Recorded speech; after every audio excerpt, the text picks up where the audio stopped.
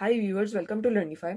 जैसे कि आप जानते हैं कि हमने लास्ट वीडियो में variance and standard deviation of ungroup data की डिस्कशन की थी। तो जिस किसी ने वो वीडियो नहीं देखी, उसका लिंक डिस्क्रिप्शन बॉक्स में अवेलेबल है, आप इजीली जाकर देख सकते हैं। तो आज की इस वीडियो में हम variance and standard deviation of group data पर डिस्कशन करेंगे। ओके, सो मेजर डिफरेंस क्या है ग्रुप्ड और अनग्रुप डेटा में। अनग्रुप डेटा में आपको रैंडमली कुछ वैल्यूज, सिर्फ वैल्यूज गिवन होती हैं, ठीक है, और आप उस पर फॉर्मूलाज अप्लाई करके वेरिएंस और स्टैंडर्ड डेविएशन को फाइंड करते हो, ठीक है। अब इस वीडियो में हम ये देखेंगे कि ग्रुप डेटा क्या होता है। ग्रुप डेटा बेसिकली उसमें आपको कुछ क्लास इंटरवल्स गिवन होते हैं, जिसमें आपका डेटा जो होता है ग्रुप्ड होता है, ठीक है, या उसकी क्लासेस बनी होती हैं, और फिर आप और दूसरी आपको उसकी फ्रीक्वेंसी गिवन होती है, ठीक है, और उसकी बेसिस पे आप फॉर्मूलाज अप्लाई करते हो और फिर आप वेरिएंस और स्टैंडर्ड डेविएशन को फाइंड करते हो। तो सबसे पहले हम यहाँ पे फॉर्मूलाज देख लेते हैं, जो कि हम अपनी एग्जाम्पल में यूज़ करेंगे और वेरिएंस और स्टैंडर्ड डेविएशन फाइंड करेंगे, ठीक है। तो फॉर्मूलाज में भी हमारे पास दो केसेस आ जाते हैं। सबसे पहले आ जाता है पॉपुलेशन का केस। ओके, पॉपुलेशन मैंने आपको लास्ट वीडियो में बताया हुआ है कि क्या होता है, आप जाकर देख सकते हैं, ठीक है। सो पॉपुलेशन के केस में हमारे पास वेरिएंस का क्या फॉर्मूला है। Variance is equal to summation f x minus mu का स्क्वायर डिवाइडेड बाय एन। और हमारे पास इसी तरह पॉपुलेशन की जो स्टैंडर्ड डेविएशन है उसको हम इससे रिप्रेजेंट करते हैं, and that is equal to variance का अंडर रूट। ओके, अब हम लिखते हैं सैंपल के केस में। दूसरा केस हमारा सैंपल का आता है। एक पॉपुलेशन का है तो दूसरा सैंपल का केस है। अब इसमें हमने देखना है वेरिएंस और स्टैंडर्ड डेविएशन का क्या फॉर्मूला है। वेरिएंस को हम एस स्क्वायर से रिप्रेजेंट करते हैं, ठीक है, summation of f x minus x का square divided by n minus one. और स्टैंडर्ड डेविएशन के केस में we have s is equal to under root s का स्क्वायर। ओके, ये हमारे फॉर्मूलाज हो गए हैं जो हम अपनी वीडियो में यूज करेंगे। ओके, सो अब हम देख लेते हैं कि इसमें एफ क्या है, एक्स एक्स बार म्यू, ये सारी चीज़ें जो है वो क्या रिप्रेजेंट कर रही हैं। ओके, सो यहाँ पे हम देखते हैं कि एफ जो है वो रिप्रेजेंट कर रहा है फ्रीक्वेंसी ऑफ ईच क्लास। जो भी हमें क्लास गिवन होगी ना डेटा सेट की, उसकी फ्रीक्वेंसी को एफ रिप्रेजेंट करेगा। उसके बाद एक्स क्या है, हमारा mid point of each class. Okay, x जो है वो हमारा मिड पॉइंट होगा हर क्लास का। उसके बाद हमारे पास आ जाता है म्यू। म्यू क्या है, पॉपुलेशन जो है हमारी उसका मीन, और x bar is the sample mean. Okay, और इसके बाद हमारे पास है एन। एन क्या है, n is equal to summation f is equal to total number of observation. N जो है वो टोटल नंबर ऑफ ऑब्जर्वेशन को रिप्रेजेंट कर रहा है। इसी तरह स्मॉल एन भी टोटल नंबर ऑफ ऑब्जर्वेशन को ही रिप्रेजेंट करता है। ओके, अब जो है ना हम सबसे पहले एक डेटा सेट लेते हैं और उसको फिर हम सॉल्व करेंगे ये फॉर्मूला लगा के, ठीक है। तो हमारा डेटा सेट लिखते हैं हम यहाँ पे। डेटा सेट में हमारे पास क्या गिवन है, हमारे पास है क्लास इंटरवल्स गिवन है। ओके, और आगे हमारे पास क्या गिवन है, फ्रीक्वेंसी गिवन है, जिसको हम एफ से रिप्रेजेंट करेंगे। ओके, सो हम सबसे पहले इनको लिख लेते हैं। हमारे पास क्लास इंटरवल गिवन है 10 to 20, 20 to 30, 30 to 40 और 40 to 50 ले लेते हैं, ठीक है। इसी तरह इनकी फ्रीक्वेंसी देखते हैं क्या है, इसकी 3, 5, 8 एंड 4। ये हमारा डेटा सेट है, छोटा सा और सिंपल सा बिल्कुल।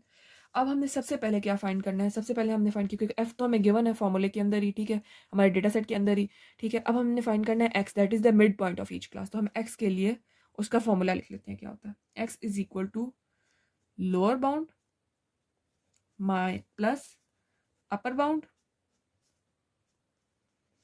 डिवाइडेड बाय 2, ठीक है।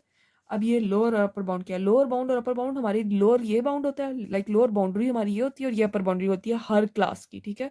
ये डिफरेंट होगी, जाहिर सी बात है, इस क्लास की 20 है लोअर बाउंड्री, तो इसकी 30 है, इसकी अपर जो है वो 30 है तो इसकी 40 है, ठीक है। अब हम इनको इस फॉर्मूले को यहाँ पे यूज करके एक्स फाइंड करते हैं, ठीक है।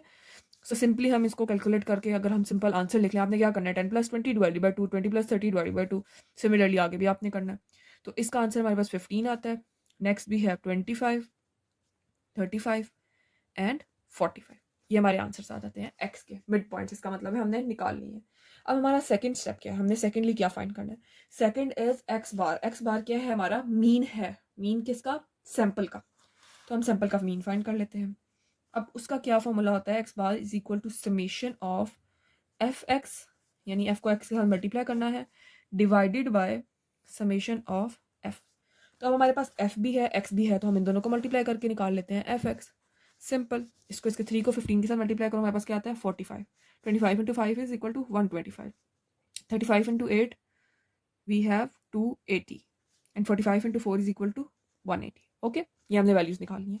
अब हमने इनका सम भी कैलकुलेट करना है, तो हमारे पास सम क्या आता है, अगर हम इन सारी वैल्यूज को सम कर लें so our sum will be 630। ठीक है, और हमने नीचे क्या लिखना था, समेशन ऑफ एफ लिखना था। तो एफ हमारे पास ये है, एफ का सम हमारे पास क्या आता है 20। ओके, तो अब हम सिंपल यहाँ पे वैल्यूज पुट कर देते हैं। 630 divided by 20 is equal to 31.5। Simple, तो ये हमारा क्या निकला है, मीन ऑफ सैम्पल क्लास।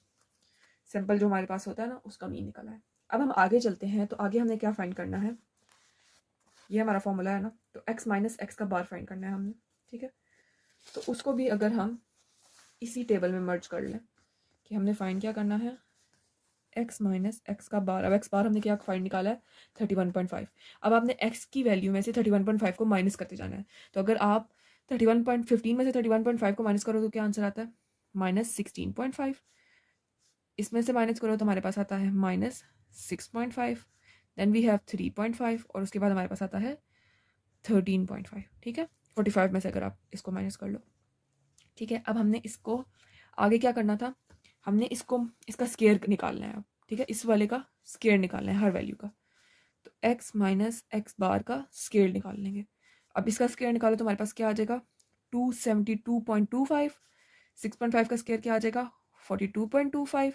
3.5 का स्केयर क्या आएगा 12.25 और इसका स्केयर हमारे पास आ जाएगा दैट विल बी 182.25।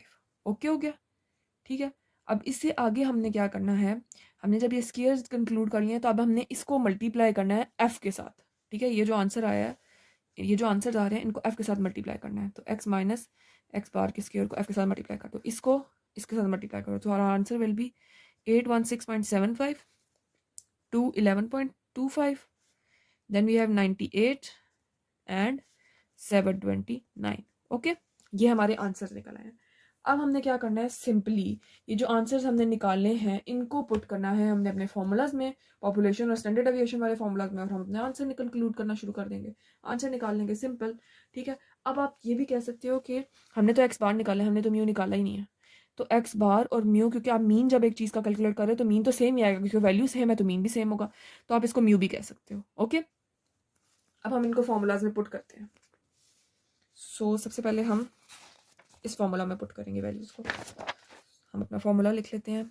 पॉपुलेशन की केस में अगर हमने फाइंड करना है वेरिएंस, उसका फॉर्मूला क्या था हमारे पास, summation of f x minus x bar का स्केयर। आप एक्स माइनस एक्स बार का स्केयर लिख लो या एक्स माइनस आप यहाँ पे म्यू कर लो। ठीक है, एक्स माइनस म्यू का स्केयर। उसके बाद नीचे हमारे पास क्या आ जाएगा एन। तो अब आपने कौन सी वैल्यूज़ का सम लेना है, एक्स माइनस ये वाली हमारी सारी वैल्यूज़ जो है इनका सम लेना है। हमने ये वाला कॉलम तो कैलकुलेट किया हुआ है ना, अब यहाँ पे ये वाला कॉलम कैलकुलेट किया हुआ है। एक्स बार को मैंने क्या कहा है, म्यू भी कह सकते हैं। तो हमने इन सब वैल्यूज़ का सबसे पहले सम कैलकुलेट करना है। तो इन सब वैल्यूज़ का जब आप सम कैलकुलेट करोगे तो वो हम लिख लेते हैं कि कैसे करना है। ये हो गया +1.25 +98 +729। ठीक है, इनका सम कैलकुलेट करना है। नीचे क्या लिखना है एन, तो एन हमारे पास क्या है 20। सिंपल, फ्रीक्वेंसी का सम है ना एन हमारा। ठीक है, और इसको हमने यहाँ पे पुट कर लिया, तो ये हमारे पास आंसर क्या निकलेगा 1855 को 20 के साथ डिवाइड करो, सो आंसर विल बी 92.75। तो ये हमारी क्या निकल आई है, वेरिएंस ऑफ पॉपुलेशन के केस में वेरिएंस निकल आई है। अब अगर हम इसकी स्टैंडर्ड डेविएशन निकालें, स्टैंडर्ड डेविएशन को हम किससे रिप्रेजेंट करते हैं, इससे, तो अंडर रूट ले लेंगे 92.75 का, so our standard deviation will be equivalent to 9.63। निकाल लें। अब हम देखते हैं किसके केस में, सैंपल के केस में। सैंपल के केस में हमारे पास एस स्क्वायर है। ठीक है, फॉर्मूला ऑलमोस्ट सेम ही है। ठीक है, यहाँ पे हमारे पास एक्स बार आ जाएगा क्योंकि म्यू और एक्स बार तो सेम है। ठीक है, और नीचे हमारे पास क्या आ जाएगा n-1। तो ऊपर हमने इसका सम क्या कंक्लूड किया था 1855। अब यहाँ पे n-1 है, n क्या था हमारा 20, तो 20 - 1 कर देना है आपने। 1855 डिवाइडेड बाई 19 हो जाएगा, so our answer will be 97.63। Answer निकाल लिया। ये जब हमारी अगर हमने वेरिएंस निकाल ली सैंपल के केस में, तो स्टैंडर्ड डेविएशन तो निकालना मुश्किल है ही नहीं। आपने सिंपल क्या करना है, एस निकालना है। तो इसका अंडर रूट ले लोगे। So our answer will be, हमारे पास 97.6 ही था, आंसर आ जाएगा 9.88। तो ये हमने सिंपल ग्रुप डेटा के केस में फाइंड कर लिया। अब हमारे जो ग्रुप और अनग्रुप डेटा के फॉर्मूलाज हैं वो भी तो काफ़ी सिमिलर हैं, ठीक है। इसमें हमारे पास सिंपल डिफरेंस क्या आ रहा है कि यहाँ पे हम फ्रीक्वेंसी के साथ मल्टीप्लाई कर रहे हैं। उसका फॉर्मूला क्या है, समेशन एक्स माइनस म्यू का स्क्वायर डिवाइडेड बाय एन और summation x minus x bar का square divided by n minus one. ये मैं आपको अनग्रुप डेटा के फॉर्मूलाज बता रही हूँ और ये हमारे पास ग्रुप डेटा के फॉर्मूलाज लिखे हुए हैं। सिंपल इतना ही डिफरेंस है इन दोनों में। ओके, तो होप आपको ये वीडियो समझ आई होगी। Kindly like share and subscribe to our channel. Thank you.